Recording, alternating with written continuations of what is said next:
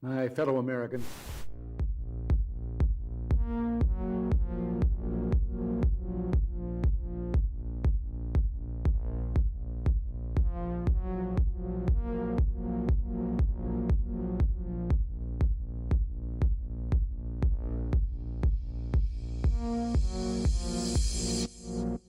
You might be wondering, why in the world is there a 30-minute countdown before the show starts? Well, we actually start live every day at 4 p.m. Eastern Time, so this whole 30-minute countdown is a chance for YouTube and Rumble to send out their alerts and notifications, so we encourage you to gather up and hang out with everyone in the chat room. So every day at 4 p.m. Eastern Time is when we do this show live. You can join us for the countdown if you like, or just set your clock and reminder that at 4 p.m. Eastern is when we go live. You can also make sure you subscribe and turn on that bell notification, so hopefully you will get a notification.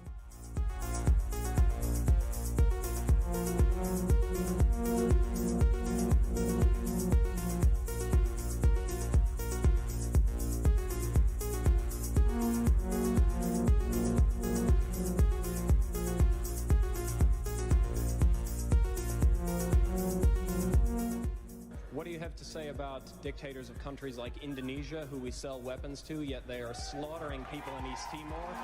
What do you have to say about Israel, who is slaughtering Palestinians, who impose martial law? What do you have to say about that? Those are our allies. Why do we sell weapons to these countries? Why do we support them? Why do we bomb Iraq when it commits similar problems?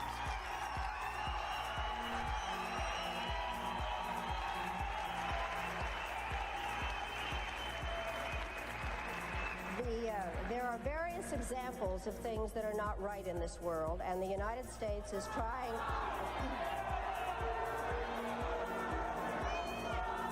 I really am surprised that people feel that it is necessary to defend the rights of Saddam Hussein, when what we ought to be thinking about is how to make sure that he does not use weapons of mass destruction.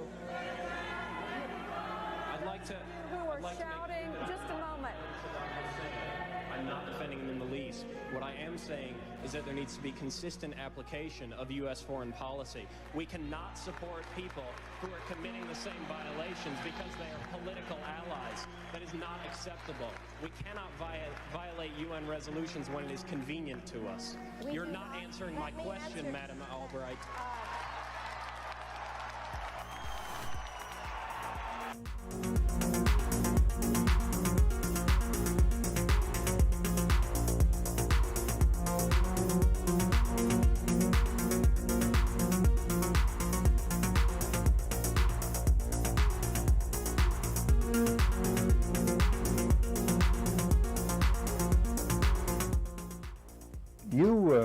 You briefed the press, did you not, when you were there? Well, I had several jobs. One of my jobs was that of analyst. I also was an interrogator and indeed briefed the press when we, the CIA, wanted to circulate disinformation on a particular issue. Disinformation is not necessarily a lie. It may be a half-truth. And we would pick out a journalist. I would go do the briefing and hope that he would put the information in print. What was your percentage of success? We were pretty successful in planning information of a rather rarefied nature. For instance, if we wanted to get across to the American public that the North Vietnamese were building up their force structure in South Vietnam, I would go to a journalist and advise him that in the past 6 months, X number of North Vietnamese forces had come down the Ho Chi Minh Trail system through southern Laos. Now, there is no way a journalist can check that information. That's data derived from radio intercepts, spy in the sky photography. So either he goes with the information or he doesn't, and ordinarily or usually the journalist would go with it because it looked like some kind of exclusive. Go after these gentlemen.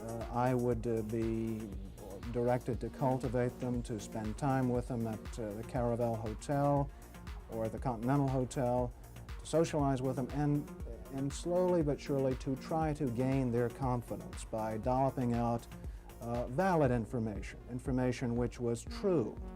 And then I would drop into a conversation the data that we wanted to get across which might not be true.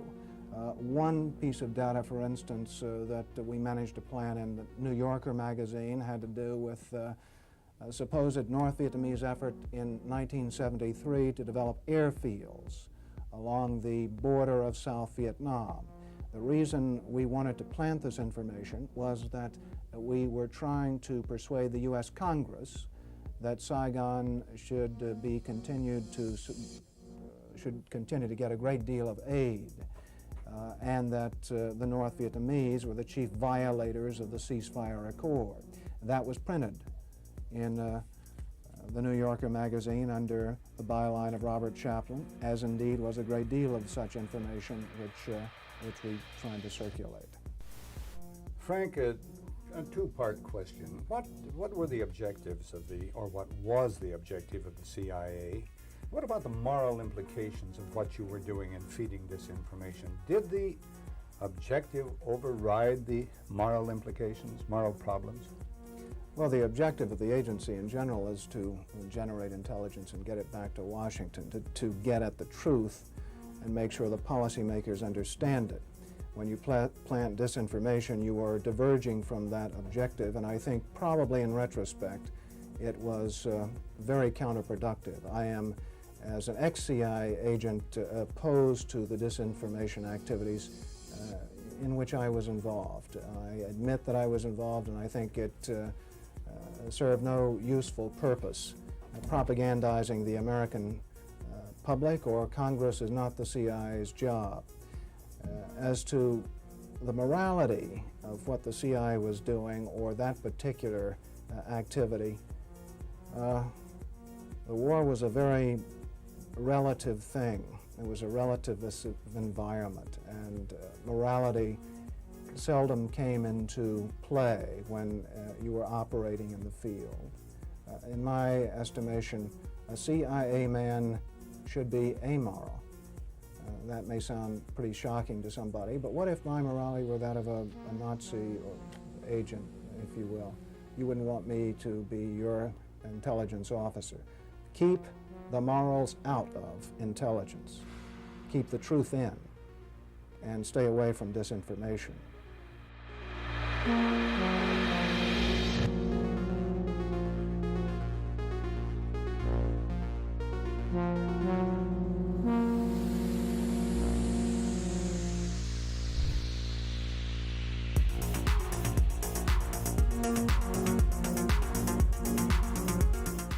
It would have been more appropriate for Mr. Trudeau, Prime Minister of Canada, to address this House according to Article 144, an article which was specifically designed to debate violations of human rights, democracy, and the rule of law, which is clearly the case with Mr.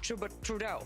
Then again, a Prime Minister who openly admires the Chinese basic dictatorship, who tramples on fundamental rights by persecuting and criminalizing his own citizens as terrorists just because they dared to stand up to his perverted concept of democracy, should not be allowed to speak in this House at all. Mr. Trudeau, you are a disgrace for any democracy. Please spare us your presence. Thank you.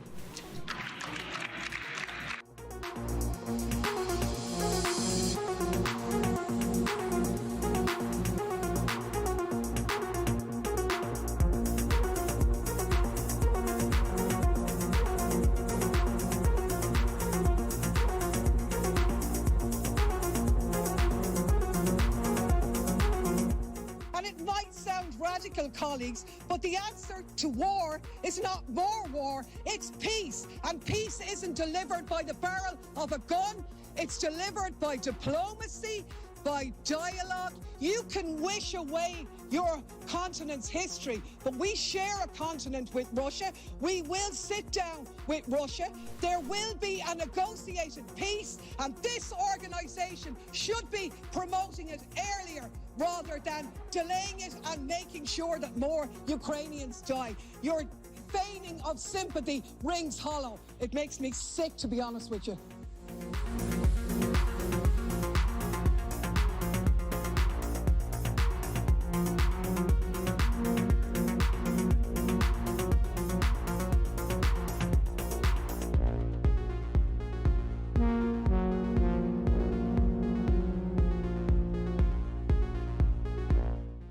we become involved when disinformation poses a threat to the security of our country. It is when there's a connectivity to a threat to our country.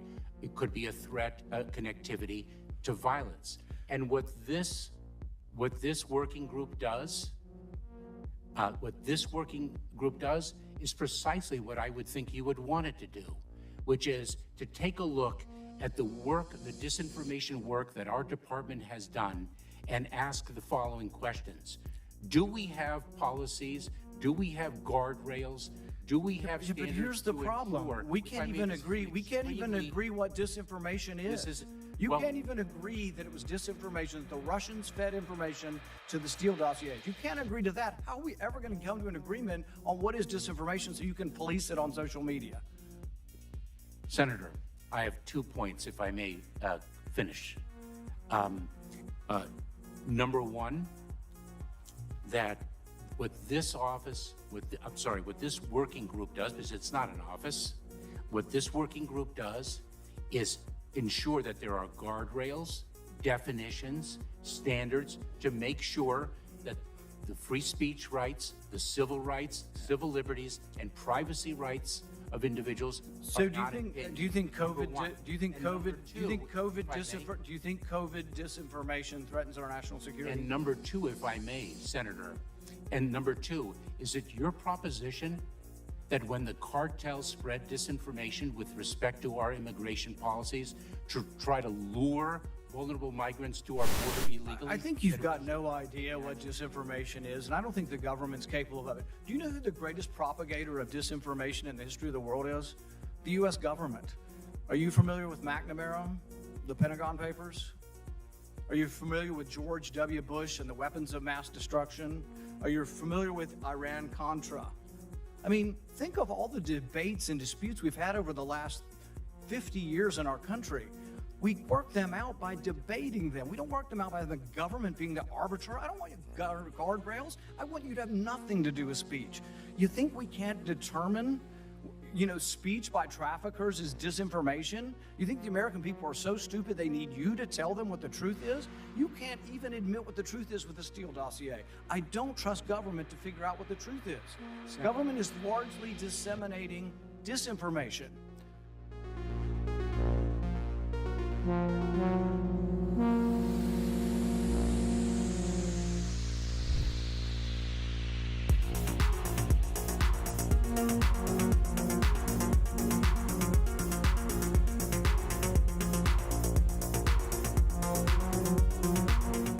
Hey everyone, just as a reminder, our show starts at 4 p.m. Eastern Time, just a few minutes from now, but I should remind you that we have a daily newsletter. It's totally free. Natali and I work very hard on it every morning over our cup of coffee, putting the stories together that we think are important that the mainstream media is going to ignore. All you need to do is go to our website. It's just redacted.inc. Put in your email address. We won't ever sell your email to anybody. And then you'll receive a welcome email, and all you need to do is verify that email, and 7 a.m. Eastern Time is when we send out our daily newsletter. And it's about 5 or 10 minutes in length that you can read it over your cup of coffee. And like I said, we cover 4 or 5 of the big stories of the day, plus a couple of things you might have missed while you were sleeping.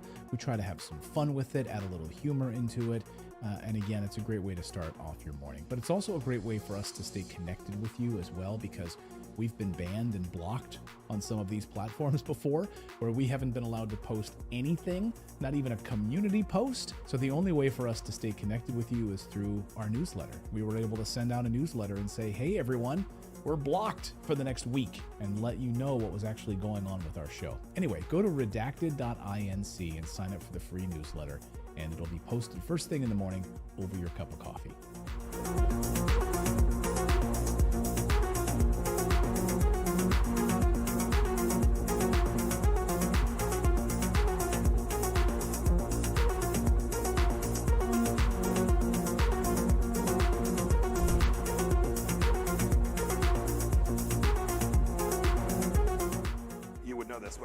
This is a bit of an aside, but in terms of how you think about problem sets, when I was a cadet, what's the cadet motto at West Point?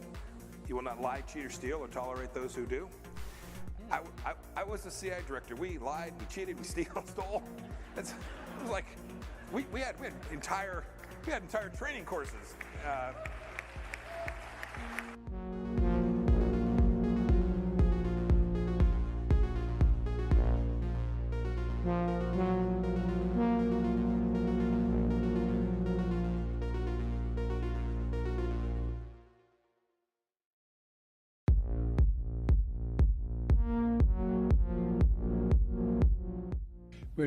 We had a good discussion on ensuring global energy security and adequate oil supplies to support global economic growth, and that will begin shortly.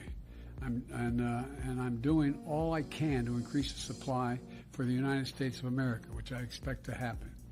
The Saudis share that urgency, and based on our discussions today, I expect we'll see further steps in the coming weeks. Are you worried about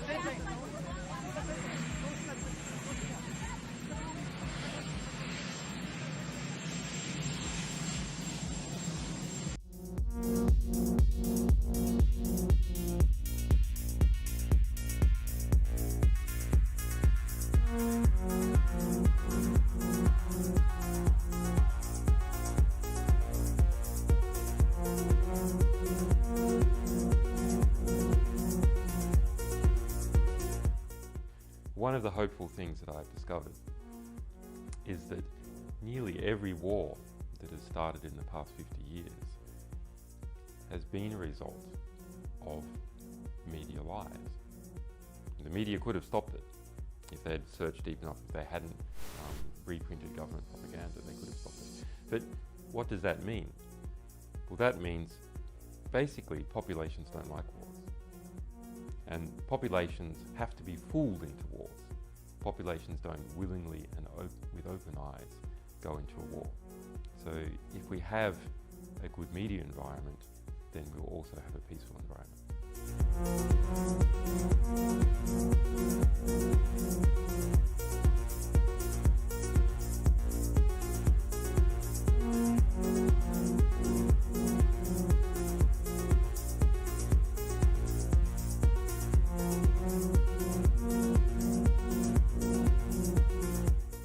Killed a million people in Iraq. That is a separate... You killed a million people in Iraq.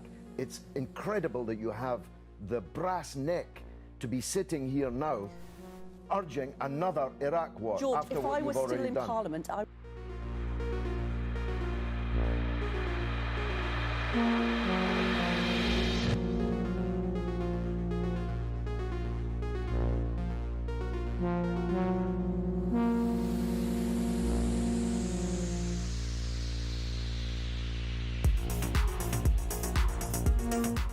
There can be no doubt that Saddam Hussein has biological weapons and the capability to rapidly produce more, many more. And he has the ability to dispense these lethal poisons and diseases in ways that can cause massive death and destruction. If biological weapons seem too terrible to contemplate, chemical weapons are equally chilling. Vivek already laid out much of this, and it is documented for all of us to read in UNSCOM's 1999 report on the subject. If we consider just one category of missing weaponry, 6,500 bombs from the Iran-Iraq war, Vivek says the amount of chemical agent in them would be on the order of 1,000 tons. These quantities of chemical weapons are now unaccounted for. Dr. Blick says, quipped that, quote, mustard gas is not marmalade. You are supposed to know what you did with it. We believe Saddam Hussein knows what he did with it, and he has not come clean to the international community. We have evidence these weapons existed. What we don't have is evidence from Iraq that they have been destroyed or where they are. That is what we are still waiting for.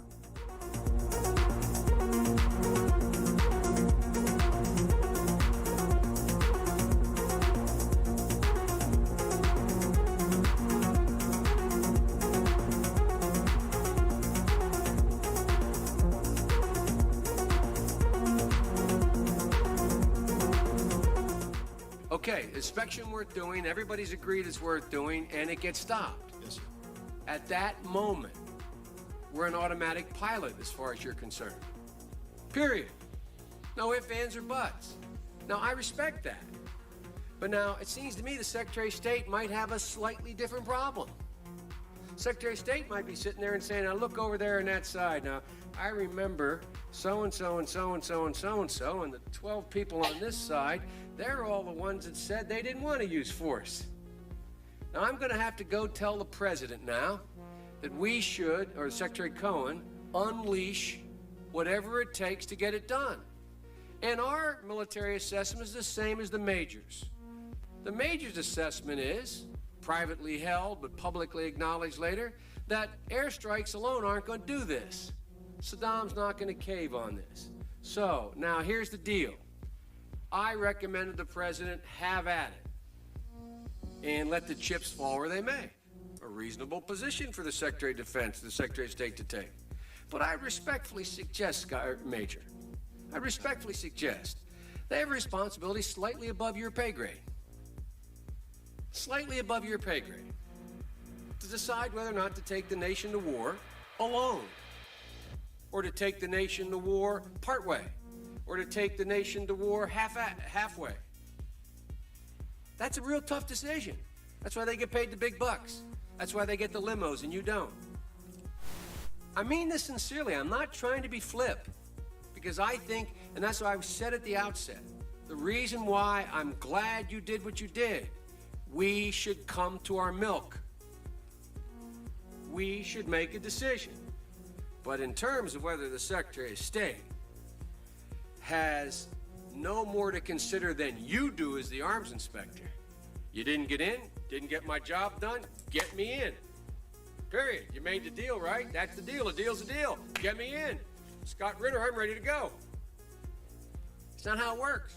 Now, maybe it should work that way. But wouldn't you acknowledge that if you were President of the United States or the Secretary of State, you'd sit there and say, now, okay, old Scotty boy didn't get in. We said he should get in. We want him to get in. It's important that he does get in.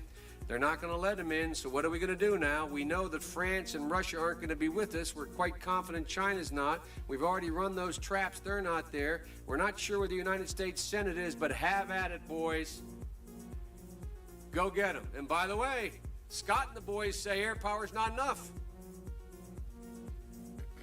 I think it's a legitimate debate, Scott, Major. I think it's a legitimate debate. But I don't think we should be putting it in the context of you have somebody up there at state saying, look, how can we weasel out of this agreement? We want to let this guy out there hanging. We're not this. It's a very practical political decision. Same kind of decision General Powell made. Same kind of decision President Bush made. Every president, every Secretary of State has to do it. Like I said, they get paid more than you. Their job's a hell of a lot more complicated than yours. They may have made the wrong decision, and you brought it to light. We should address it. We should say straight up where we are, and we should do it. And for that, I thank you. But it's above your pay grade.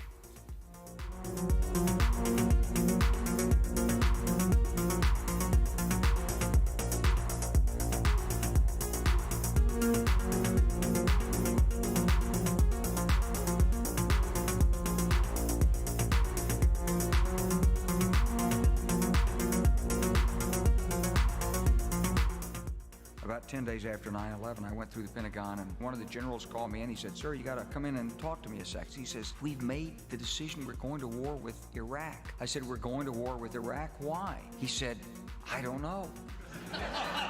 He said, I guess they don't know what else to do. He said, I guess it's like we don't know what to do about terrorists, but we got a good military and we can take down governments. And he said, I guess if the only tool you have is a hammer, every problem has to look like a nail. So I came back to see him a few weeks later, and by that time we were bombing in Afghanistan. I said, are we still going to war with Iraq? And he said, oh, it's worse than that. He reached over on his desk, he picked up a piece of paper. He said, I just got this down from upstairs, meaning the Secretary of Defense's office today, and he said, this is a memo that describes how we're going to take out 7 countries in 5 years, starting with Iraq and then Syria, Lebanon, Libya, Somalia, Sudan, and finishing off Iran.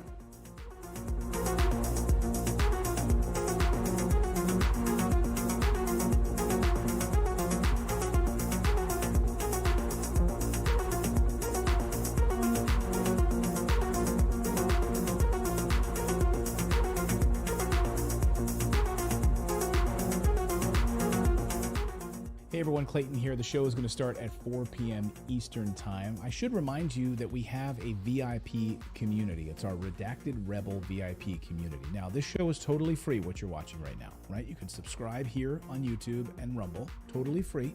But if you'd like to support independent journalism, we are run by you. Without you guys, we wouldn't be able to do this show. We wouldn't be able to hire the team that we have. We wouldn't be able to afford the servers that we have. We wouldn't be able to afford the reporters that we have, the team that we have. So you can support us by going to redacted.inc, and on the right side of your screen, you'll see a VIP community button. Just click that, and for the price of a cup of coffee once a month, you can support us. We put out exclusive content, early interviews that no one else will see, live streams just for our VIP Rebel community. So again, it's totally free to watch this show. But if you do want to support independent journalism, we would really appreciate it. Come on over to redacted.inc, click on that community button, and decide if you want to sign up or not. It's totally up to you. We thank you. And meanwhile, the show will start in just a few moments at 4 p.m. Eastern Time.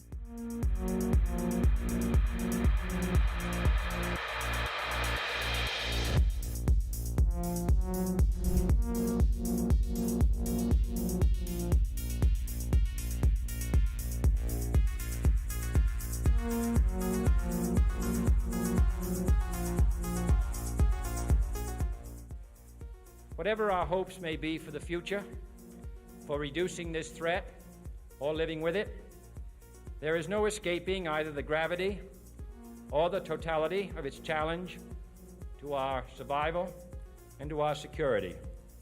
A challenge that confronts us in unaccustomed ways in every sphere of human activity. This deadly challenge imposes upon our society two requirements of direct concern, both to the press and to the President. Two requirements that may seem almost contradictory in tone, but which must be reconciled and fulfilled if we are to meet this national peril. I refer first to the need for far greater public information, and second, to the need for far greater official secrecy. The very word secrecy is repugnant in a free and open society, and we are, as a people, inherently and historically opposed to secret societies, to secret oaths, and to secret proceedings. We decided long ago that the dangers of excessive and unwarranted concealment of pertinent facts far outweighed the dangers which are cited to justify it. Even today, there is little value in opposing the threat of a closed society by imitating its arbitrary restrictions. Even today, there is little value in ensuring the survival of our nation if our traditions do not survive with it. And there is very grave danger that an announced need for increased security will be seized upon by those anxious to expand its meaning to the very limits of official censorship and concealment. That I do not intend to permit to the extent that it's in my control.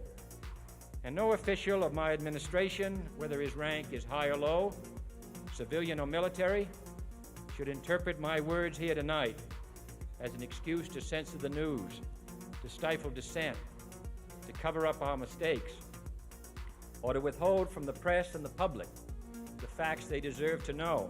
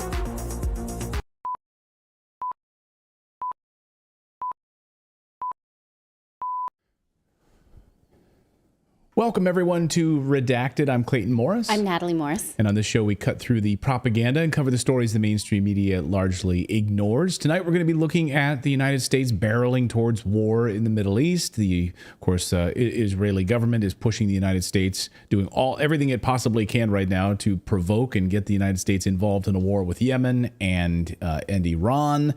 There's a lot of moving parts that we're going to dissect tonight on the show. Plus, we're going to talk to Tara Reid. She is the woman who accused President Biden of sexually assaulting her while she was on his staff in the 90s. She claims that the FBI has been targeting and surveying her. She's launched a claim she intends to litigate because she wants a real investigation for how the government has weaponized the Department of Justice. We're going to talk to her live about whether or not you can do that because, as you may know, it's hard to sue the government. Right. And we're also going to look at, continuing on that theme, Edward Snowden has been warning all of us about the NSA whistleblower. Edward Snowden has been warning all of us about how the FBI has been using these FISA, the warrantless wiretaps and surveillance, which is supposed to be against like foreign terrorists. But no, it's being used against Americans, and it's being used in really corrupt, illegal ways. We're going to speak to a former FBI agent who is calling out the corruption and the BS at the FBI. So two big FBI stories we're going to look at tonight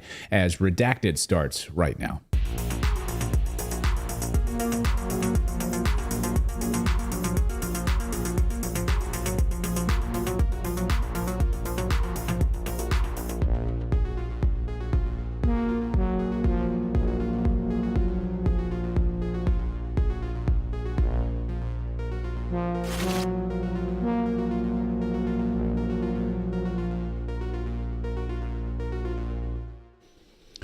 All right, everyone, welcome in. Thank you guys so much for subscribing and being a part of our show here. We really, really appreciate it. Thank you guys for joining us here before the holiday break. Yes, we are going to be off for a few days during the Christmas holiday, spending time with the family. Hope you guys will be doing the same as well.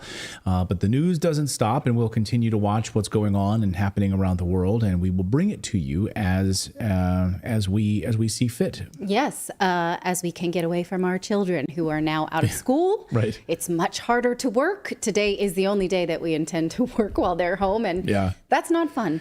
This is not news to anybody who had children during lockdowns, but anyway, we're going to get through it. We have some peace and quiet, so let's do it. We also want to, yes? No, I was going to tell people about, go ahead. Oh, I was going to tell you about our newsletter, which we also wrote today with children home. You can find it at redacted.inc, and it is a compendium of everything that we talk about in this show with original links to the best of our ability. There's no paywall there. You just subscribe and you get it. It's totally free. Nothing's an upsell or a cross sell or anything like that. Again, it's at redacted.inc. You can read all about the stories that we're going to talk about here plus more. You just put in your email address, click the authentication email, and then you will get this every day that this show is live, Monday through Thursday. And we really appreciate your free subscription to the Redacted newsletter. So once again, that's redacted.inc. Well, will we have peace on earth this holiday season, or are we headed for all-out war in the Middle East? It seems like the latter is what's happening. Over the past few days in the north of Yemen, a general mobilization is underway to send hundreds of Houthi fighters to the Gaza Strip. Israeli officials now admit overnight that they are nearing all-out war with Hezbollah. Western allies sending, of course, dozens of warships in and around the Red Sea. Yemen says they will target U.S. warships in response to any tensions in the Red Sea. Israel has ordered an evacuation in southern Gaza so they can start bombing there. And Benjamin Netanyahu just told Lloyd Austin that the U.S. is basically at war with Iran. Listen. Mr. Secretary, it's good to welcome you and your delegation again. We're fighting a war of civilization against barbarism. I can say that when we spoke, I expressed again our commitment, Israel's commitment to achieve total victory against Hamas. And we think that this is not only our war, but in many ways your war, because you are leading the forces of civilization in the world. This is a battle against the Iranian axis of terror, which is now threatening to close the maritime strait of Bab el-Mandeb. This threatens the freedom of navigation of the entire world. I appreciate the fact that you are taking action to open that strait. It's not only our interest, it is the interest, I think, of the entire civilized community. And I want to thank you for the support that you have shown consistently. And I welcome the opportunity to talk about what else we're doing to have our common interests served. Mr. Prime Minister, thank you. And now the White House today is threatening a veto of a UN Security Council resolution that would call for a ceasefire in Gaza and set up expedited inspection process there so they could bring in food, aid, medicine into Gaza. Imagine being in the Biden administration and being the one during Christmas time that pushes against a ceasefire. Daddy, what did you do today? Yeah, I voted to allow the continued bombing during Christmas. Thanks, Dad. You're a great father. So are we heading to war with Yemen? Are we heading to war with Iran? Let's ask former UN Weapons Inspector Scott Ritter, former U.S. Marine, who knows something about these inspection processes and something about the United Nations. Scott, great to see you. Thanks for having me. So when you hear, first of all, on the UN piece of this, the UN ceasefire, an inspection process that would allow aid to flow in here, what do you make of the United States threatening this veto on this resolution? Well, first of all, it has nothing to do with the UN or an inspection process. It has everything to do with the Biden administration has given Israel a green light to kill as many Palestinians as possible between now and the end of the year. At the end of the year, the Biden administration has said that Israel needs to shift gears and change its strategy. I mean, this is the most callous, indifferent, literally bloodthirsty policy one can imagine. Because literally what we're telling the Israelis is you can kill anybody and everybody for the next week or so, and then you have to stop. And so Israel is going to do that. We won't do anything to facilitate peace during this time. The United Nations will be able, I'll just say this without any hesitation, the inspection process put in place by the United Nations would guarantee that all humanitarian goods were indeed humanitarian goods and would be distributed to the proper people. There's no doubt about this. Israel can scream all at once about how Hamas will take over, Hamas will do this, Hamas will do this. No. Israel just doesn't want to do anything to alleviate the suffering of the Palestinian people because it is their strategy of collective punishment. They are trying to kill as many people as possible. I'm just stating that straight up. There's no military advantage here. This is 100% punishment because Israel knows it will not achieve its stated objectives. They will not destroy Hamas militarily or politically. So what they're doing right now is punishing the Palestinian people. This is targeted genocide against an innocent civilian population. It's the worst kind of war crime, and it's happening in front of everybody as we speak. And the United States is the principal facilitator of this. So Merry Christmas, America, you suck. Yesterday, I asked presidential candidate Vivek Ramaswamy that question. I said, I asked him flat out, here, I'll play it for you right now. Is Israel committing a genocide there? Would you label it as a genocide? And here was his response. I'll tell you where I come down. So I don't think that the use of the word genocide is appropriate there because 20% of the Palestinian, 20% of Israel's population is Palestinian, and the place on earth where Palestinians live the best life is in Israel. But I'll tell you, I'm not running to be president of Israel, and I'm not running to be president of any other country. I'm running to be president of the United States of America. So as it relates to Ukraine, I'd end that war, and I've talked about that extensively. You asked about Israel. Here's my view. We shouldn't be intervening in that war. My message to Israel is Israel absolutely has the absolute right to defend itself, and I'll diplomatically stand for Israel's right to do so. But I'm against the $16 billion or $14 billion or whatever it is aid package. I don't think that's good for Israel, and I don't think it's good for the United States when we muddy the waters. And so it's not our job to be the global policeman, and I take issue with those Biden or others that are now going in the direction of calling what Israel's response is a genocide or whatever. I think that's inappropriate. It's off the mark. But I also don't want to intervene half in, half out in these conflicts in the Middle East that haven't advanced our interests. Scott, what do you think about that? It's not a genocide, according to Vivek. Vivek doesn't know what he's talking about. I mean, to be honest, I tell you what, Vivek, go live in Gaza for a minute. Send your family to Gaza. Send your loved ones to Gaza. Send anybody you care to Gaza, and they'll phone back to you and say, Vivek, it's a damn genocide. Okay, Vivek, you're thousands of miles removed. You're an idiot. you just disqualified yourself to be president of the United States. But then again, so has every other candidate who's running for president, so it doesn't matter. But no, Vivek, it's a genocide. Look up the definition of genocide. You're the one who's so clever with words and definitions. Be smarter than this. Be the leader you want to be. Be different than everybody else. Separate yourself from the pack by having an ounce of humanity in your heart, especially at this time, Christmas time. It is genocide. It is the targeted slaughter of civilians using American bombs and American aircraft with American money. We are the ones killing them, Vivek. You're the ones killing them. You're a genocide enabler. Don't pretend that you're anything other. In our chat yesterday during that interview, our audience, who understands this deeply, said, look up the definition of genocide. Look it up. So I think they agree with you on that. So the White House position on this is carpet bomb. You have full carte blanche to do what you want. Okay, that's the White House position on this. Sending now warships to the Red Sea. So that's the U.S. side of this. What will the Iranian side and the Yemen side, the Houthi side, the Hezbollah side, what will that side look like over the next week to 2 weeks?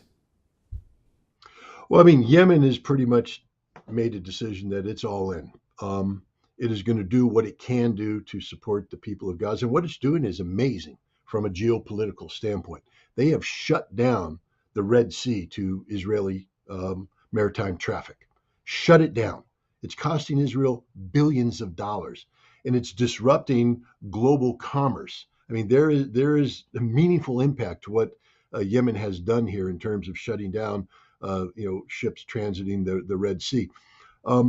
The United States right now is desperately trying to come up with a solution. But let me just make it clear. We don't have the military force capable of handling this problem. And it's stupid to pretend that we do. We got a carrier battle group. That's it. What can it do? Drop bombs. Yemen's been bombed by American planes and American bombs since 2014. You suddenly think they're going to be intimidated because a couple dozen American airplanes flown by American pilots are be dropping the bombs? 2, we have no idea how to do, the targeting of relocatable targets, mobile relocatable targets. That's the Yemeni missile systems, etc. I played a role in that during the Gulf War. We sucked then, we suck now. We don't know how to do it. We can't do it. We're going to have zero impact. What we're going to do is empower the Yemenis to, maybe get that 1 in a million shot in, or 1 in 1,000 shot, or 1 in 100. We don't know what the odds are, and sink an American aircraft carrier. Merry Christmas, Joe Biden. You just took, and look, let's just be frank about it. The American aircraft carrier is a legacy system dating back to the Second World War. It has no genuine military role today other than deterrence. The perception that it is this, powerful symbol of American power projection. But that symbol is gone when it's sunk. When you put the Dwight D. Eisenhower under the water, 5,000 to 7,000 dead Americans. That's what's at risk here. Why? Because we don't have the courage to tell Israel, stop. This could all end today if we imposed on Israel the requirement for a ceasefire. Pick up the phone, Joe Biden, and tell Bibi not another American dime will go your way if you continue this war 1 more hour. The war's over at that point because Israel can do nothing without American aid. Show the courage. Instead, what Biden is doing is putting all of American national security at risk, indeed global security, because you're not going to beat the Yemenis. You're going to empower them. Therefore, we're going to become more and more desperate. Israel is going to be more and more desperate. They're talking about expanding the conflict against Hezbollah. Israel, newsflash, you can't beat Hamas. You're not going to beat Hezbollah. They're 10 times more prepared. They have 100 times more powerful weaponry, and they have a plan to take northern Israel. If you want to lose the Galilee, go into a full-scale war with Hezbollah. And then what's America going to do? Intervene? Again, Hezbollah has been receiving Israeli bombs dropped American bombs, dropped by American-made airplanes for decades. They're not intimidated by anything America can bring to bear. And if America brings enough to bear, now we bring in the Iranian problem. So that's what I want to get to next is the Iranian problem. That's the other big piece of this. I wanted to show you a tweet that Modad Geopolitics tweeted yesterday, and his thread has been really interesting on this, and get your take. He says, the Iranian strategy is to present the United States with a choice of either backing down in the Gaza war, thereby humiliating Israel and the U.S. and showing that the Zionist project is no longer viable, or fighting Iraq, Syria, Yemen, Lebanon, Gaza, and even Iran itself simultaneously. And he says the U.S. can cause enormous damage, but it cannot win a full-scale Middle Eastern war in multiple countries. Do you agree with that or disagree? I agree with that. First of all, the U.S. can't cause immense damage anymore. You need bombs. We've given all our bombs away. There's only so many targets you can bomb, and there's only so many bombs that you can bring to bear on targets. But what will happen? First of all, the Houthi have said straight up that if they're attacked, and Saudi Arabia plays a role in any of this, they will eliminate Saudi Arabia's oil production potential. Just think about what I just said. They'll destroy Saudi Arabian oil production. They'll destroy UAE, United Arab Emirates, oil production. Now, Iran has pretty much said the same thing. If we get involved in this fight will destroy the global economy, especially the Western economy. Biden needs to wake up to the reality that America simply cannot impose its will on this problem. This is a problem bigger than America. We don't have the military capacity to prevail in this conflict. Yes, we can drop bombs in a lot of places. We will lose everything in the Middle East, everything in the region, because there's not a military facility in that region that is missile proof. And Iran has a lot of missiles, and they will bring death and destruction down on the Americans like they haven't seen since the Second World War. And then what? Now we're in a regional conflict. Can we throw cruise missiles at Tehran? Yeah. But to what end? Because Tehran will destroy everything we have in the region. And then where are we? We don't have the ability to invade Iran. We can't do it. You could mobilize the entire American military capability today. We can't invade Iran. We don't have the ability. So to what end are we getting in this war? At the end of the day, the costs that will accrue by the United States taking on the entire region on behalf of Israel will far outweigh the consequences of just telling Israel no. But we can't tell Israel no because Israel owns us. Every voting member of Congress is under pressure from the Israeli lobby. The President of the United States in this election year is under pressure from the Israeli lobby. Vivek is under pressure from the Israeli lobby.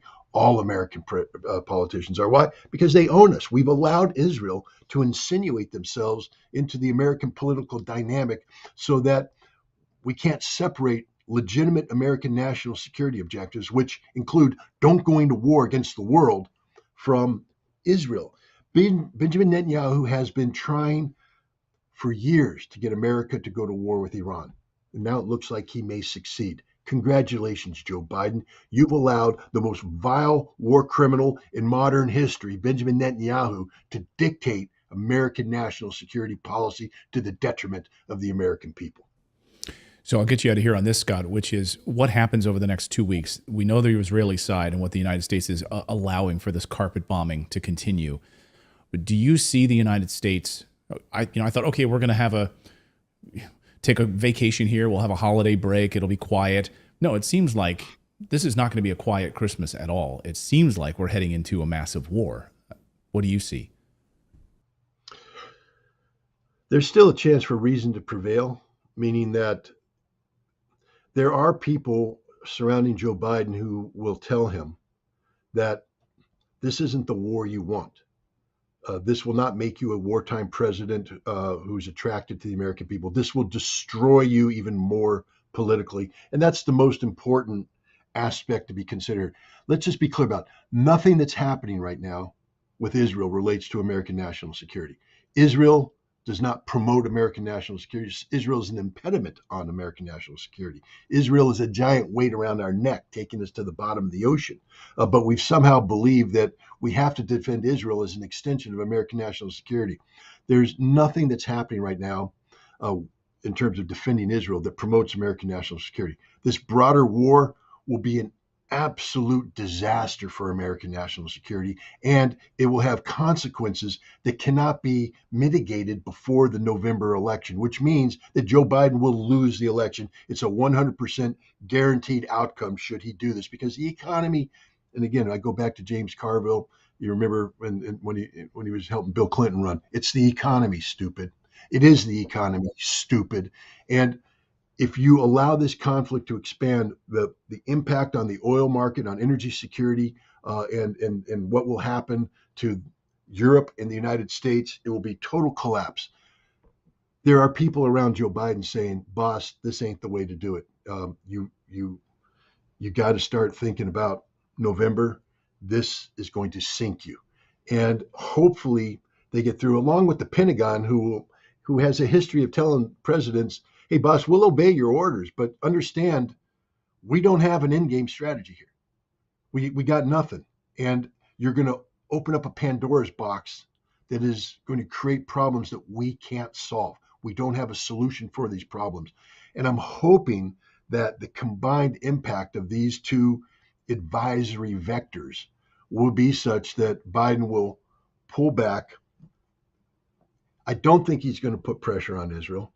But I think that if again, because remember, the consequences of going to war against everybody is going to last for years. The consequences of letting Yemen shut down Israeli maritime traffic until the end of the year lasts until the end of the year. At the end of the year, after Israel has killed as many Palestinians as they possibly can, we can see a ceasefire. We can see the humanitarian aid coming in. We can see that, and you can create the political conditions that have Yemen back down.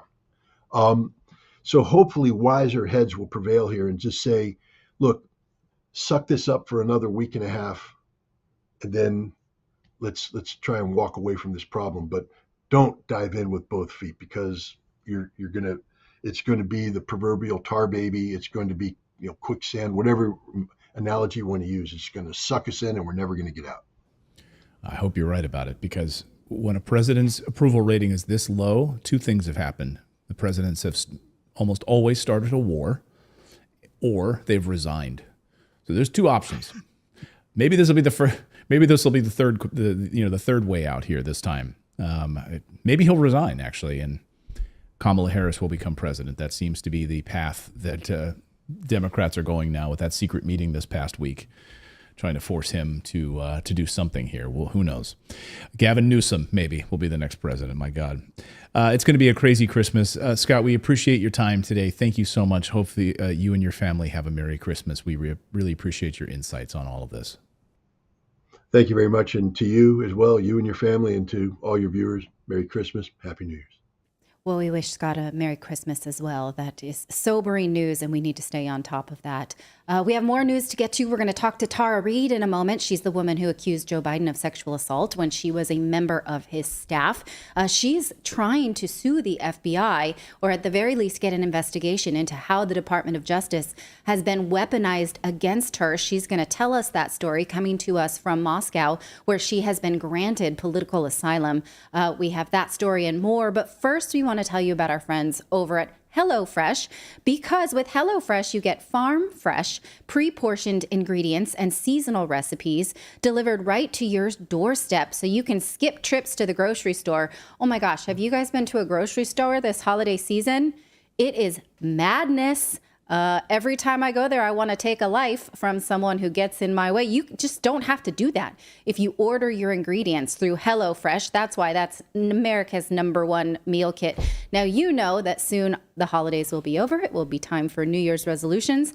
Maybe your resolution is to save money, eat better, or stress less. That means fewer trips to the grocery store for me, if I don't want to be stressed. So HelloFresh is here to help you do all three of those things. You can say hello to your most delicious year yet with fresh ingredients and chef-crafted recipes at a price you'll like, delivered right to your door. So don't let recipe boredom strike, because HelloFresh has more options than ever before with whatever it is that your diet plan is, whether it's calorie smart, protein smart, vegetarian, what have you. So You right now can go to hellofresh.com/redacted-free. Use our code redacted-free, all one word, for free breakfast for life. That's one breakfast item per box while subscription is active. That's free breakfast for life at hellofresh.com/redacted-free with code redacted-free. So please check them out. Let them know that Redacted sent you. They are America's #1 meal kit. Tara Reid joins us today. She is the woman whose life has been shattered by people who want to protect President Joe Biden because she dared to report sexual assault when this happened to her when she was a member of his staff in the 1990s. She is suing the FBI to demand an investigation into the weaponization of the Department of Justice. This lawsuit just was released, or it's actually a claim with an intent for a lawsuit, was released just this week, and she joins us today to talk about it. Happy holidays. Thank you so much for coming back on Redacted. Well, first, thank you so much for having me again. It's wonderful to see you and Clayton, and Merry Christmas to your whole team. So, and Happy New Year. Well, you know, I'm safe here in Russia, in Moscow, Russia. I did offer to testify in Congress against Joe Biden remotely, and have not heard back about that possibility because they're kind of reorganizing how they were doing the hearings. And then, you know, they had a change of speaker. So it wasn't just about my leaving for Russia. There was not a lot happening with really investigating the Biden family until just recently again. And my attorneys approached me and said, look, there were several statutes in several states that they violated your privacy. And this is happening to other people. This is happening to other, you know, American citizens where they're being illegally surveillanced by a weaponized DOJ, FBI. So this is the first step. This complaint, it's a complaint filed with the Inspector General in the DOJ about the FBI to look at their tactics and what they were doing to me. And I think it's important because, you know, I'm just a regular American citizen, and this happened to me. It can happen to anyone. And it is happening to anyone. It's happening to Trump supporters. It's happening to, there's a group, you know, the Black Socialist Movement, their movement. So it's happening on the left. It's happening on the right. It's all over the place. And we need to look at how politicized the intelligence community has become and how much freedom they have to surveil. And I mean by surveillance, I don't mean, you know, like stuff you see in the movies. I mean, like they pull your bank accounts, they look at every transaction, they pull your social media, your private conversations with family, with people, FaceTime, Twitter, or X as it's called now, Gmail, everything. And they do this through what's the secret court called FISA. And so my attorney speculated by doing some research about my case that I wasn't just being surveilled. It wasn't just like an operation of Biden's campaign. This was much bigger. This was actually a weaponized FBI operation that went all the way up to the NSA eventually. And it was done to specifically suppress my allegations against Joe Biden when he sexually assaulted me in 1993 when I was a staffer. Now, he buried the report. It's sealed in the University of Delaware. And so the next step during the campaign, when I came forward, along with 7 other women, and there are other women, by the way, who have not come forward, who are petrified to, he has tried to do everything he could, his campaign, the people working with him closely, to silence it, just like they did the Hunter Biden laptop.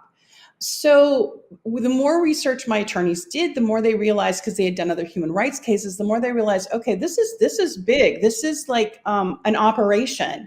And so this is the first step. There's going to be another step that's taken after New Year, and we'll, of course, let you know what that step is to further try to get some answers from the FBI. So we're asking for, you know, information about my files. How do they surveil me? Why do they surveil me? Why is there a sealed case, criminal case against me with a grand jury impaneled? And why was I warned by intelligence community members that were whistleblowers and by a sitting US congressman that my life was in danger and I had to stay in Russia? It's ridiculous. It's unprecedented. It needs to stop.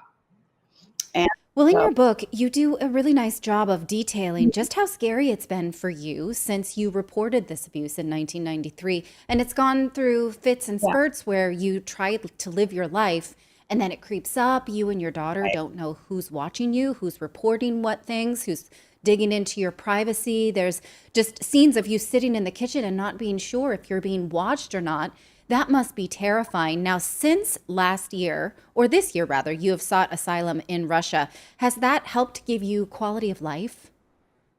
Actually, yes. And the Russian Federation, I have a lot of gratitude to RT, who hired me to do more substantive work and writing. I'm working on a book as well with a publishing company. And then, the safety issue has been, I have a nice place to stay. I don't feel surveilled. Of course, I'm still surveilled by the American intelligence community, and that still happens. When I first came here, I went out to a pub and met some local expats, Irish and British. And of course, in the British intelligencer, they talked about how I was enjoying my night of freedom in Moscow with a bunch of Irishmen and British men.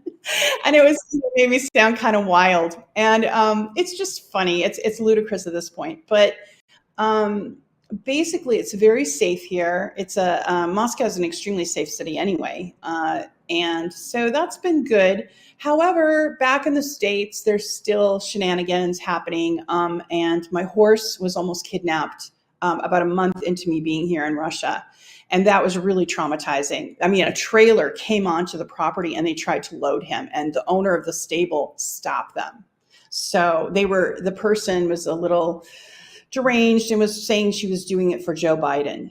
And I don't know why Joe Biden would want my horse. So anyway, he's safe. And I was able to get local law enforcement, and the local ranch, of course, protected my horse, and he's fine. But things like that. My daughter's, right before we came here, she has a security system. It was hacked. Her computers were all hacked. So things like that were all happening, and that has ceased pretty much. Now that I've filed this, hopefully that won't start up again. But I feel safe filing this from here. I don't have to be there in the States to do it. And I'm the only whistleblower that can do something like this, can make this move and really call out the FBI. And when they reveal these files, and I don't care what they reveal about me, my point is they shouldn't be surveillancing me. What we need to find out is why they were doing this to US citizens and what other operations are, in the crosshairs of it. Well, just this week, we reported how the journalists and lawyers that met with Julian Assange in the embassy had been surveyed, and a judge is allowing their case against the CIA to go forward, which is unusual because most people are not successful at challenging how they are surveyed by the government. So does this case give you hope that perhaps you will be successful in challenging how your privacy has been infringed upon? Oh, that's a really good, thing that you brought that up. Julian Assange has suffered so much, and he also had a murder plot against him by Pompeo, and that was revealed. And there's been no consequences for Pompeo for actually. Well, more specifically, not really about Assange. Right. It's about the American citizens who met with him, and their privacy was infringed upon. So you can see how this parallel would relate to you. The government has to answer for how and why they have been targeting you. Exactly. And there's not only a right to privacy in federal law and in the constitutional right of privacy, but also there's state statutes that are very specific about the kinds of privacy that you have. And I lived in California and Washington and Oregon, as you know, so they have very high standards for privacy, and those were violated. So you're right, there is a very strong connection there between that case and my case. And again, this will reveal sort of the weaponization politically of the DOJ by the Biden regime. And when I talk about that weaponization, I'm not, it goes deep. It's bureaucrats that are working that kind of stay on. So it's like the former Obama staff that stayed on for Biden, right? So we need to reveal these folks that are, bad actors. Now, on the downside of this, a law that just passed is, of course, the revamping of the FISA, and unfortunately that got bipartisan support. And that's opening up more surveillance on US citizens. And you know, Natalie, I don't know if you've heard this argument, but people will say, oh, well, you know, I don't care if I'm surveilled, I have nothing to hide. No, that's not the point. If you come in contact with the government in a way that they don't like, they will use whatever they have and twist it to their advantage, right? Right, that's totally ignorant. People who think they have nothing to hide don't realize that the government could find something that they maybe wouldn't want the government to find and weaponize it against you if they want to. If I recall correctly, the last time we spoke, your daughter was planning a wedding and you weren't sure if you would be able to be at your daughter's wedding since seeking asylum. So is it your intention, if you get your name cleared, if you get a proper investigation, that maybe you would come home to the United States? Well, this is how I feel about that. My daughter actually is still planning her wedding, and it looks like they're going to do something like a private ceremony. So she just really wanted me there. So they're going to do their own thing, and she's going to eventually, hopefully, visit with me over the next year or so, probably after the election, after some of this, is settled. She'll probably come and visit. But still, that sounds really hard way to live, to wonder how you can continue your life or what you can plan based on what you think your government will do if they decide that you are some kind of enemy of the state. That's okay. But one has to adjust to one's circumstances, and this is it. And I try to look at the higher good, and the higher good is exposing the corruption. It might make it easier for other American citizens if they know the truth. I'm just going to keep telling the truth. And, eventually, like shows like yours, which are really awesome, you specialize in trying to bring forth things that are being hidden by the mainstream media and, real truths that people need to know. And my daughter will be okay. She graduated. I missed her graduation, but we FaceTimed, and, you adjust. And my daughter is really supportive. She just believes in what I'm standing up for. And so she's like, I'll come see you in Moscow. We'll do something there. And I can't take the risk of going back to the United States. And frankly, my plans right now are to pursue justice as best I can from here, build my life here. The Russian Federation has given me asylum, and only 10% of people that apply get asylum. So I'm very lucky. I'm going to, do my work. And if I could just interrupt you for a second. You said that only 10% of asylum seekers in Russia are given asylum. That's not the narrative that we usually get. We're presented Russia as this catch-all for any bad people from the United States, as sort of a middle finger to the United States. So they take Edward Snowden, they take anybody who, they think the United States is upset with. But you're saying it's actually a much harder process than all of that, and Russia is very deliberate about the asylums that they grant. No, it's a rigorous process. And, the way they looked at my case, and of course, intelligence looks at it, which, I never came in contact that I know of any FSB. They, do that at a higher level. And they have their own backdoor communication. All the intelligence agencies talk to each other in backdoor ways, even when they're, but there was such a sense of urgency that I got mine in 90 days. So it was very quick. And it was a big old yes. So, but I mean, I had a sitting congressman give me a warning. So that's, Matt Gaetz. So that was very significant. Plus, former U.S. intelligence that are whistleblowers had, sounded the alarm. It's like, Natalie, I'm not blaming the whole intelligence community. I don't want to say everyone in the FBI is a bad actor. There are good people that go, just like I went to the Senate with good intentions. People that really want to work for their country, that love America, and want to do what's right. But then they get caught up in a bigger political kind of quagmire. And then there are people who step out, like Kyle Seraphin, who blew the whistle about the FBI targeting Catholics in the United States. So you have those but that was really brave of him. But as a consequence, he lost his pension, he lost his job. And he has children. I mean, he has to survive. And so the sacrifices one makes as a whistleblower can be, from losing your profession to losing your freedom like Julian Assange. And I think it's clear that nobody really is in danger anymore for sexual assaults from Joe Biden. If he came at you, you could just easily shove him off. It's not anymore about Joe Biden.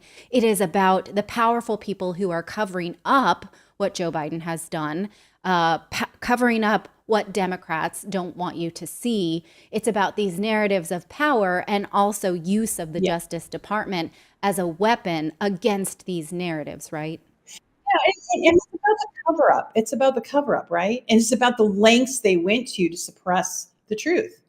Obviously, Joe Biden has some form of dementia. It's obvious. Like, it's to anyone who's a human being, you can tell he's more than just elderly. He actually has like some form of dementia or senility happening.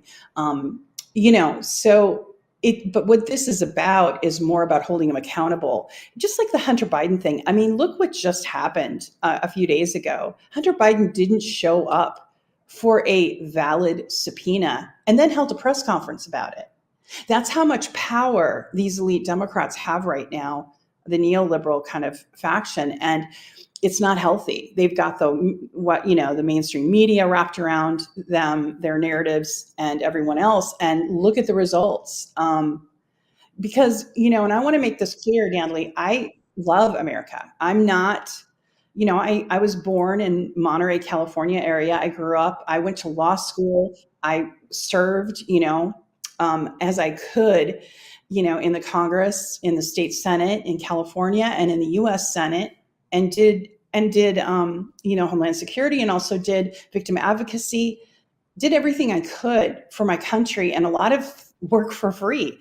And so for me, it's been really heart-wrenching to be called a traitor when actually I was running from the government that I was serving. I was serving them. And when a violent crime happened to me and I went for help, they went after me. That's not right. And it shouldn't happen to anyone. And so I'm going to be loud and talk about it. And if I have to do it from Moscow, Russia, I will. But on the other hand, I want to say that I'm not nationalistic. I love Russia. I think Russophobia is ridiculous. I think any kind of xenophobia is silly. Living in a foreign country is an adjustment, but I'm going to embrace it. I'm learning Russian. I'm learning the culture, the music, the food. And, I will make a good life. And I'll hopefully be able to visit the U.S. I think what a lot of people don't realize is that when you intend to litigate, you know that you will be put through the ringer, even if you're the plaintiff. So they will drag out anything about your past that makes your case. Now, earlier you said you don't really care about what they expose, for you, but still you have to be vulnerable to do that and brave because they're going to make their case that they needed to survey you or whatever if this is allowed to go forward. So it does take bravery on your part. I want to thank you for coming to talk to us, coming to tell your story, and wish you luck with this moving forward. And happy holidays. Thank you, as always, for coming on Redacted. Same to you. Take care. All right. Thanks so much, Tara. And such a brave woman. Thank you for sharing the story, and good luck to you. We hope a positive outcome comes from this. It'd be absolutely fascinating. Hopefully it opens the door for other Americans to do the very same thing. We're going to talk more about the FBI and the corruption there in just a moment. Edward Snowden, of course, the NSA whistleblower, warning all of us about exactly what the FBI is doing and these intelligence communities by using this FISA warrant structure and illegally spying on Americans and using, it's supposed to be to go after foreign terrorists? Oh, no. It's being used to surveil Americans. We're going to explain how that is working. So we're going to talk about that next. But first, I'm going to tell you about our community. We will be off during the holidays, but our Redacted community will continue. We're going to release videos early there to our Redacted members. If you want to join our Redacted Plus Club and support independent journalism, just come on over to redacted.inc. And for the price of a cup of coffee once a month, you can support what we do here and just join us, and you'll get access to exclusive content, videos that you won't see anywhere else, interviews early before anyone else gets to see them. We also have our book club. Natali's book club is in there now. So just go over and join our Redacted Plus community today. Go to redacted.inc And yeah, join us. We'd love to have you there. Again, it's redacted.inc.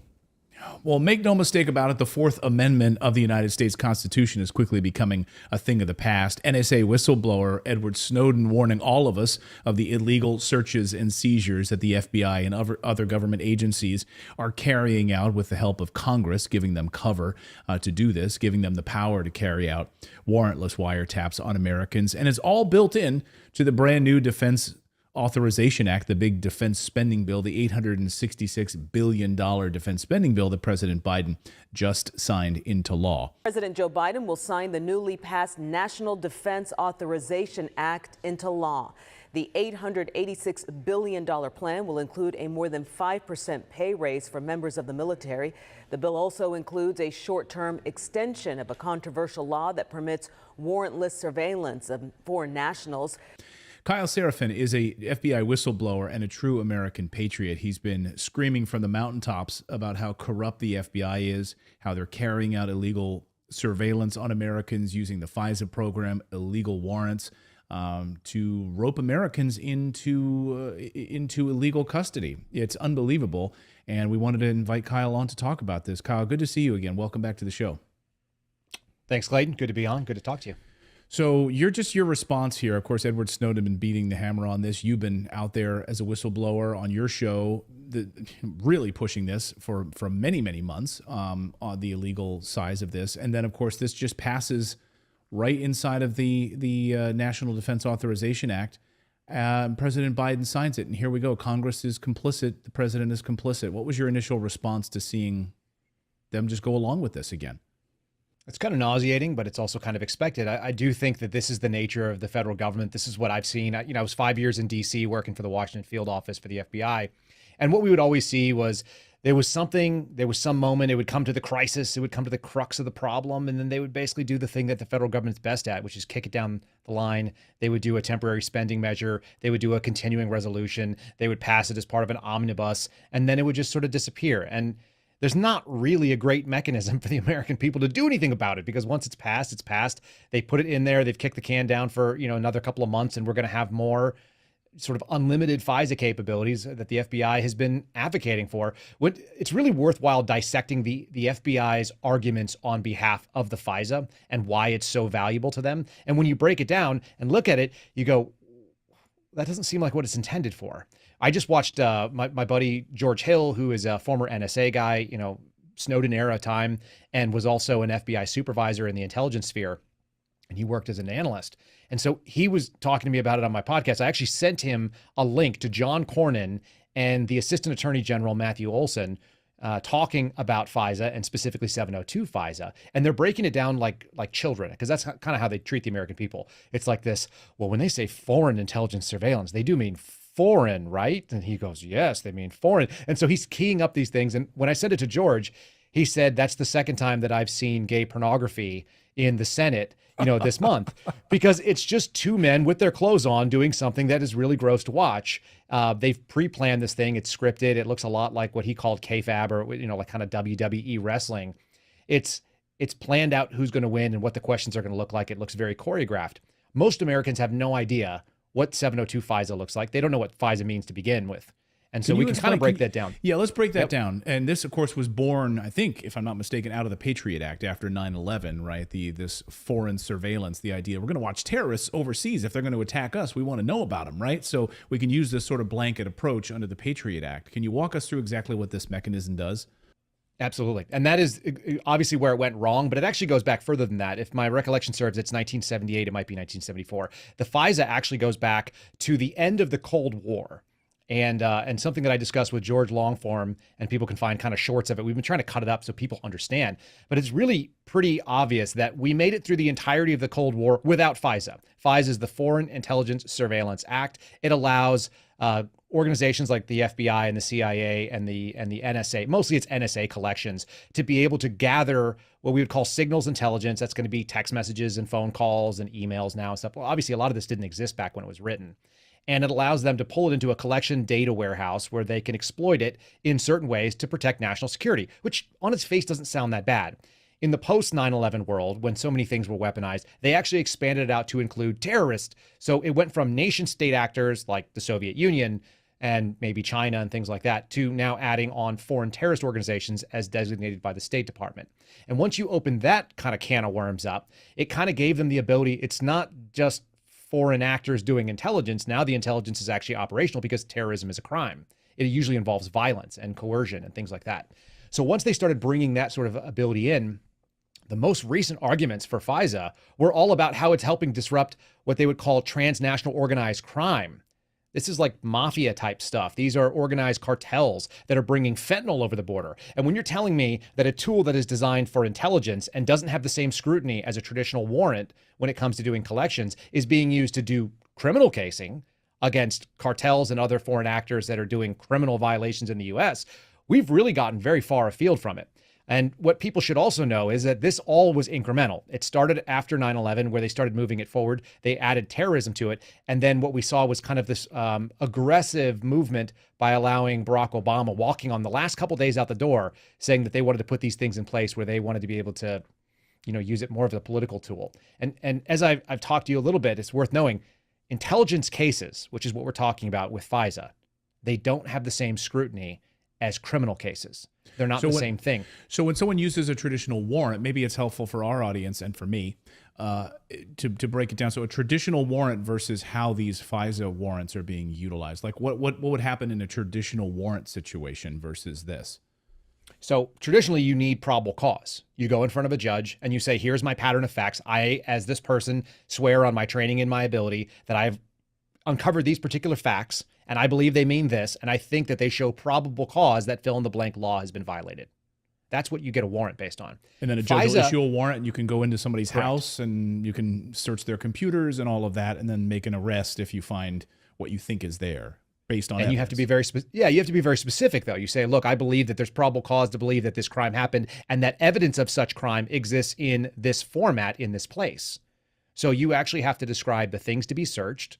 And that's because the Fourth Amendment says we have a right to be secure in our person's papers and things. So you should be able, in your home, in your documents, in your business, to have reasonable belief that there is actually some sort of due process being carried out.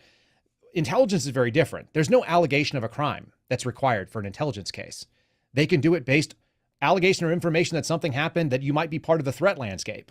And that's very nebulous and it's very amorphous. And so very few people. Even 50% of the FBI doesn't even get involved in this kind of thing. The criminal aspect of it is not part of the intelligence side of the house, which is probably 60% of the FBI right now. When I was working on these, they would literally say, this person is a Chinese spy. We would know that. We could document that. And they don't have any rights to due process because they're not in the United States and they're not subject to any of our constitutional protections. So we can gather on them. So we nominate them for what's called 702 coverage. It's literally foreign people in foreign places that are doing intelligence type work. And that's not really that big of a deal.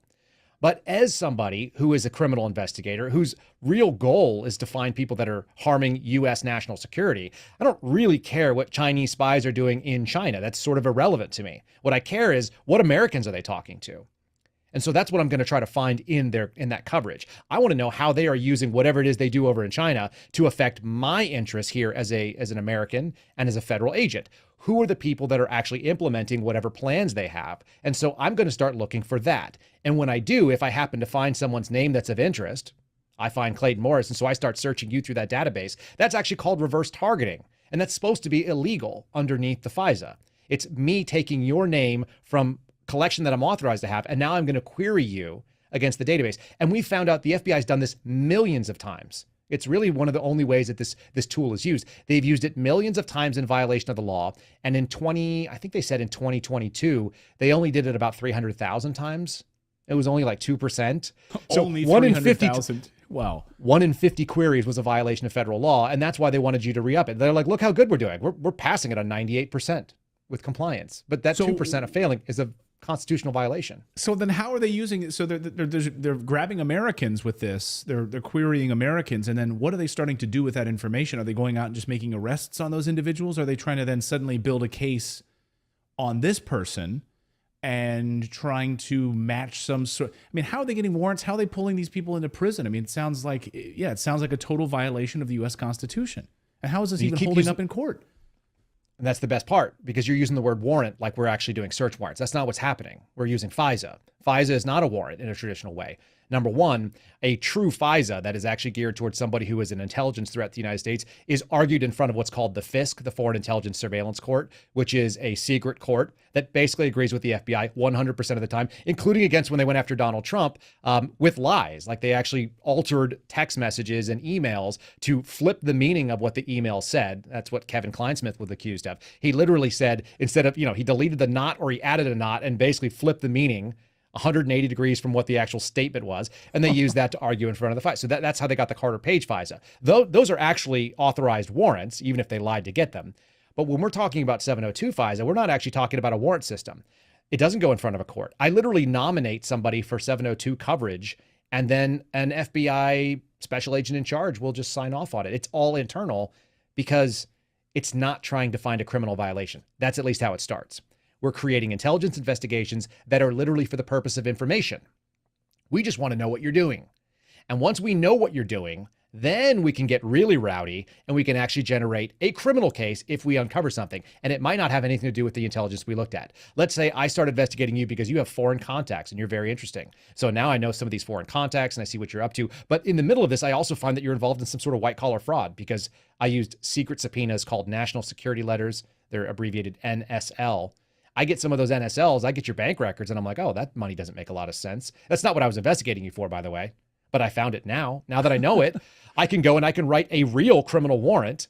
It's called parallel construction is the way people always phrase it. You're constructing a criminal case parallel to the intelligence case. The intelligence case basically has no boundaries on it. It's very, very wide open and nebulous because it's not for criminal purposes. But now that I know that that information is there, I might as well use it. So now I go at you and I can create this criminal case. I can get a real warrant. I can go and request those things with a grand jury subpoena, and I can use those in court.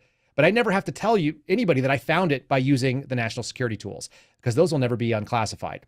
And so that's the real danger for Americans. When you have a secret system that is using security apparatus tools to investigate, and then you can actually parallel construct that investigation under a criminal heading and actually put people in jail for it, they'll get a legit warrant. But the reason that they even knew any of that information, they should have never had access to in the first place. That's why it's so scary. It's like a secret police. I mean, this is what you have in a fascist government, right? I mean, this is secret police. Yeah, by definition, I think. It's incredibly troubling. So, all right, April, this thing gets kicked down to April, this extension now that President Biden just signed into law. And what do you think is going to happen in April when this thing comes back up for renewal? I think that previous performance is a pretty good indicator of what the future is going to look like. And all we've seen is that Congress continues to sign off on this thing.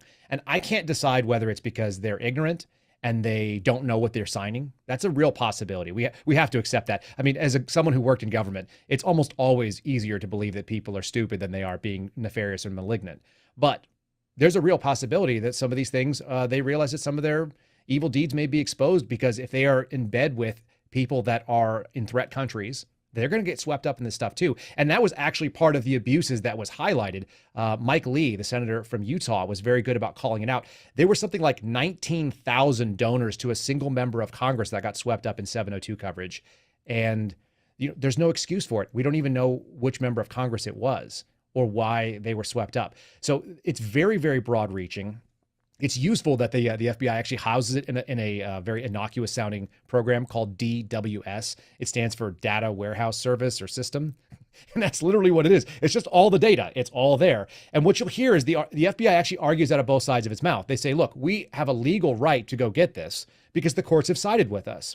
What they don't mention is that the courts don't have jurisdiction over this particular process. So they've never actually had anybody withstanding, because nobody who's being swept up in it even knows that they're under 702 surveillance. That's the danger number one. So yeah, they have no standing, which is why the courts rule in their favor, because nobody's been able to challenge it. That's bizarre. And then the second thing is they'll also say, and since we have a legal right to get all this stuff, of course we can query it, despite the fact that the law says exactly the opposite. So they're arguing out of both sides of their mouth. Do Americans have any right to ask the government in a Freedom of Information Act request, some sort of a blanket request, like which Americans are being looked at under 702? Can they do that? No, it's classified. So Americans have no right to know that their government is investigating them. Correct. Under this illegal countenance. Let me give you a real concrete example, because the first probably 8 or 10 cases that I was assigned when I was working in Washington, D.C. Now, first of all, it's worth noting, I joined the FBI when I was 35. I had a little bit of life experience behind me. Many of the FBI agents come out of the academy. They're 25, 27, 28. They're relatively younger. And some of them come directly out of grad school, out of law school, and they go right into the FBI, and that's all they've ever known. I had a pretty good sense of, I'd been enlisted in the military before that. I'd run restaurants. I'd worked in finance. I'd bounced around and done a bunch of things. So when I got there, the first thing they did is say, hey, you're kind of an outdoor dog. Like, you want to do outdoor things. Let's sit you in front of this desk for 10 hours a day. All I did was figure out what we were doing was wrong. So the first thing assigned these 10 cases, I looked through every single one of them. First, your job is to familiarize yourself with the case. These are intelligence cases, by the way, not criminal. So there's no allegation anybody committed a crime in any of these. But we've been investigating some of these people for like 6 to 8 years. And as I'm reading them, some of them are former government employees, some are people that applied to be federal government employees, and I'm reading through them, and it's very obvious to me, very early on, that they're garbage. There's no reason to do this investigation. They're literally there for the purpose of me writing a file review and saying, I'm doing work, keep paying me. That was essentially the reason that I saw them. And so I brought to my boss, I said, can I go do the interview? I'm going to close this case. It's garbage. And she said, well, then what are you going to have for your file review? It's like, I don't care. At least I won't be investigating an American citizen who I know didn't do anything wrong. And they're like, well, that's not really what we do here. Like, there's more things you can do. Why don't you go pull all the trash out of his trash can and then look and see if there's anything in there that incriminates him? Why don't you do another national security letter and get his new updated bank records? Because the last time we pulled bank records was 3 years ago. And so you get 500 pages worth of bank records, from inception to date. You get all of the phone calls or the text messages they get, whoever they're talking to and communicating with. And you scroll through that and you go, okay, there's still nothing here. Can I go talk to this guy, please? And when I finally did, and I sat down and talked to one of these subjects who may even know that I'm talking about him at this point, which is kind of funny, I closed the case right afterwards because I said, I'm here to talk to you about the following stuff. I gave him a reason to talk to him. And he said, to be honest with you, it's probably because I was lazy. I just didn't fill out those forms correctly. And I said, yeah. I knew that too, because I looked at 8 years worth of investigation into you. I didn't tell him this out loud, obviously, but 8 years worth of investigation. The obvious conclusion to any thinking person was this guy was lazy. And I'll give you an example. It was like when you filled out your background check form and you said, who knew you when you lived in, Iowa?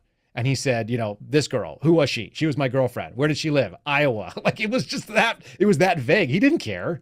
And I knew that. And so would you if you had read it. And so that was enough for me to just run for, someone ran for 8 years on this case. What a good use of American taxpayer dollars. Unbelievable that this is what's being done. Well, Kyle, thank you for shining a light on this. And I wanted to get your assessment of this now that it's written into law, at least temporarily, through April of this year. And hopefully we can drum up enough awareness about this over the next few months. While most Americans have been sleeping on this, and maybe members of Congress have been sleeping on this, we can get a groundswell of support over the next 4 months to make people aware of this. Call their representatives and tell them this needs to be removed and they need to do something about this, so that come April, we can have this thing removed. Kyle, thank you for your service. Thank you for all of the work on this, and thanks for joining us. It's my pleasure. And thanks so much, Kyle. And there's a number of former FBI agents coming forward now who are pointing out the corruption inside the Bureau and exactly how they're operating. So thanks to Kyle for his bravery and the other whistleblowers who are coming forward. And they're having their lives ruined as a result of it because of the corruption there. But they are holding strong, very strong Americans, true patriots. Thank you so much, Kyle, for that. All right. Well, we're going to talk about gender roles in the United Kingdom because guess what? You can't say that transitioning a child is the right thing to do without research anymore. This is novel. Wow. In the UK, they've had enough of that now, and the government has published official guidelines for gender questioning children in schools. And this is based on the leadership and months-long research from parliamentary member Kenny Badenoch. She has said repeatedly, you can't just tell me best practices are to transition a child, change their name, change their pronouns without any research behind it. I'm done with that. We are no longer going to just let people say this is what you do and that's what everyone's going to do because we're bullied by trans rights lobbyists. No more. That makes her public enemy number one. And this is exactly what they were worried that she would do. Recall last year they called her transphobic for meeting with a detransitioner named Kira Bell in order to understand how children who take hormones can really be harmed, especially when they start young. This was from Pink News last year. They said, uh-oh, she's been hired. This is no good. We're in trouble. So according to these activists, you should not talk to people who have had horror stories of sex changes before they were 18, cross-sex hormones that are unproven to do anything but also proven to be harmful. So we should ignore them, right? Well, she's having none of that. Here she was a few days ago discussing this, how she met with this person. Politicians didn't want her to meet with this person, which is so crazy to think about. Keira Bell is an English person, right, who says, I was harmed by this. And politician says, we can't look at you. The trans rights lobbyists will be upset if we even talk to you. So sorry you were hurt, go stay in a corner, or else it will cost me my political career. She did not care. And Kemi Badenoch met with her anyway. Listen to her story. In May 2021, against official advice, I will stress that officials said you should not have this meeting. I met a young lady called Keira Bell. She was a lesbian. She was a lesbian who told me the horrific experience that she had in the Tavistock clinic. It was an eye-opening experience. I know that the member for Kirkcaldy and Cowdenbeath talked about transing away the gay in his speech in Westminster Hall debate. We are seeing, I would say, almost an epidemic of young gay children being told that they are trans and being put on a medical pathway for irreversible decisions, and they are regretting it. That is what I'm doing for young LGBT children. I am making sure that young people do not find themselves sterilized because they are being exploited by people who do not understand what these issues are. And I am saying this on the advice of clinicians. I'm saying this on the advice of academics. There are clinicians from the Tavistock who have been whistleblowing, talking about what these issues are. The honourable man tells me that he is traumatized. We are traumatized by what is happening to young children, and we are not going to run away from this issue any longer. Good for her. Yes, she is a beast when it comes to this because she takes it. You know, people call her all kinds of names. She does not care. She is going to stick to the evidence and do what's right. Now, she has repeatedly says that she will proceed with these guidelines based on actual research, and she will not be bullied by activists like Stonewall. And one of the issues that we have is that a lot of people do not understand the law where it comes to self-identification. We are providing clarity there. We have engaged with numerous LGBT groups, but the fact of the matter is that many of them support self-ID. That is not this government's policy. Stonewall does not decide the law in this country. Whatever it is that people want to campaign on, we will listen and we will hear. But we have been very clear about this. And this is something that we are not budging on, and we are updating the law in accordance with government policy, and we will continue to do so. All right. I have many times said about her, you go girl. She's a hero. And she did exactly what she said she was going to do. So here is the official guidance for schools for gender questioning children. This was released this week. You can see that it's still in a draft form, but you can see where the government is going with this. Here are the 5 guiding principles. These are things that I would say up until recently, you couldn't even say this without being called hateful or transphobic. But the guidance is that a school and college has duties to safeguard and promote the welfare to all children, be respectful, tolerant, no bullying, right? But parents should not be excluded from decisions. So you can't just socially transition a child, change their name, change their pronouns, and leave the parents out of that. She says they have specific legal duties framed by a child's biological sex. Now, the government is saying biological sex is to determine what groups you can be a part of. And it is your duty to protect, for instance, girls for a single sex space to say, deal with their menstruation, change their clothes, those types of things. Same thing for boys. And that there is no general duty to allow a child to socially transition. This is specific guidance, and it's careful not to push for medicalization of bodies, sex change surgeries, harmful hormones. In fact, it takes a wait and see approach with these guidelines It calls this watchful waiting. Take a look at this, which is published in the guidelines, saying that they need to wait before considering a request to ensure it's sustained and properly thought through decision. It may ensure unnecessary action is not undertaken. That's because all academic research on gender dysphoria shows that in over 80% of cases, gender dysphoria is resolved through a normal course of puberty. So what that means is that when you put a child on puberty blockers, you are blocking the one thing, which is puberty, that normally resolves gender dysphoria, and you are prolonging gender dysphoria indefinitely and creating a lifelong pharmaceutical Yeah, because it all works itself. I mean, mostly it works itself out. We've heard from so many testimonials of people who said, I grew up, I was kind of a tomboy. Right. And, now I'm a happily married woman with kids. And I was just kind of like a tomboy when I was a kid. And a lot of times it works itself out as gayness. But a gay person has a right to an unmutilated body, don't you think? Yeah. And so I'm glad. Go ahead. My mom got me dolls for Christmas one year, and I played with dolls. I'm glad that this wasn't around back then, because you might be talking to Davida or something. Yeah. David, right? Davida. Right. You might have some boobs on. I mean, that's the thing. Literally, shirt. it's that shallow. It is. It's like, oh, he's playing with dolls. Let's go get him some puberty blockers. Right. It addresses the fact that gender stereotypes are not gender. So if you are someone who plays with dolls and you're a biological boy, that doesn't make you a girl. That just makes you a boy who likes dolls, which should be okay, right? If you're a girl who likes sports, that should be okay. That doesn't mean, in fact, if we can just look at this next screen, it even says that a lot of this is pressure on it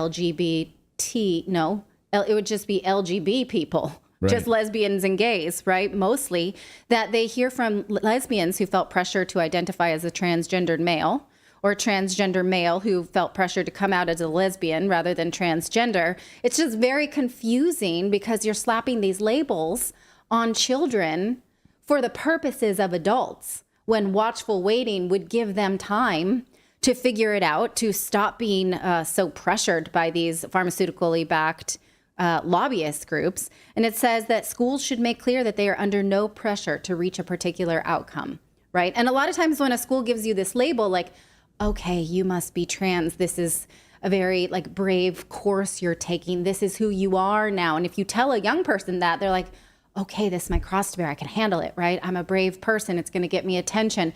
This is very self-replicating. As you can imagine, though, these new evidence-based guidelines that say that you need to prevent, pushing someone into an agenda, that you need to have watchful waiting and single-sex spaces, you can imagine that trans lobbyists do not like it. In fact, Stonewall, the charity that has been discredited because they push people into gender transition, they hate this. Here is their statement on this guidance, calling it not fit for purpose. They say it comes from a very narrow ideological perspective. It presents trans children as a contested belief. And it says that there's been no attempt to understand the needs or lived experience of trans children. Well, again, they cite research from lived experiences of many people. So that's just an outlie. They just basically said they didn't talk to any of us that we wanted you to talk to. And this lie is because there's no research on the efficacy of what they call best practices. They said they wanted them to sort of go along with this best practices, which means transitioning children, cutting off their genitals, building breasts or taking them off, hormones, what have you. And in fact, people who advocate for gender transition know that it would never, ever pass any academic or board review. I remind you of this.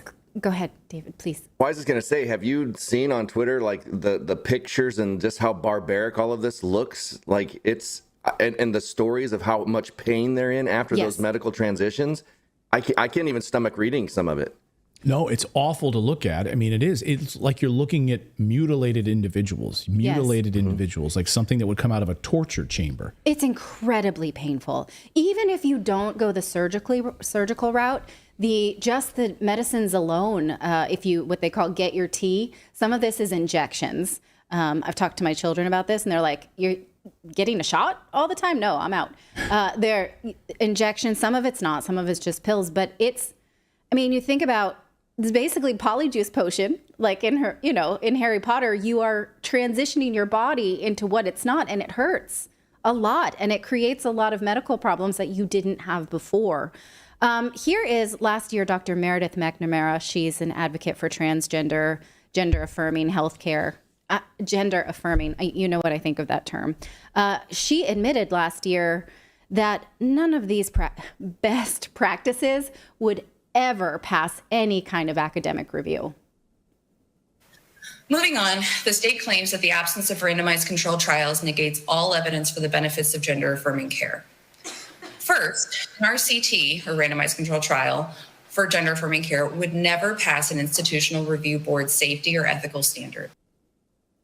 Okay. Yeah, wouldn't. There's no gray area there. No, because one, it's hurting young bodies. 2, it's unethical to test this on them. 3, we know that this resolves itself through the normal course of puberty. And 4, we know that none of this transitioning ever resolves gender dysphoria. It just persists, no matter what level you transition yourself to. And we know that these drugs are harmful and cause all manner of things, including hair loss, memory loss, bone loss, density. There are now teenagers with osteoporosis and, long-term risk of cancer. So, okay. So, you can't just make up standards as standards of care or best practices and then refer to the things you made up as data, right? You have to have research behind what you are going to do to children or advocate for children. And that's what the United Kingdom is now saying. I wish the United States would say this. No more for gender rights, gender advocates, trans advocates. No more just making this up as you go. You have to come with research now. So we'll see if they do, in fact, do that. Let us know what you think of this in the chat. Unbelievable. Well, good for the UK. Good for the UK on this. I'm really excited about that. Maybe the US will pay attention. We want to thank all of you for an amazing season, an amazing year. This is going to wrap up our live shows for 2023.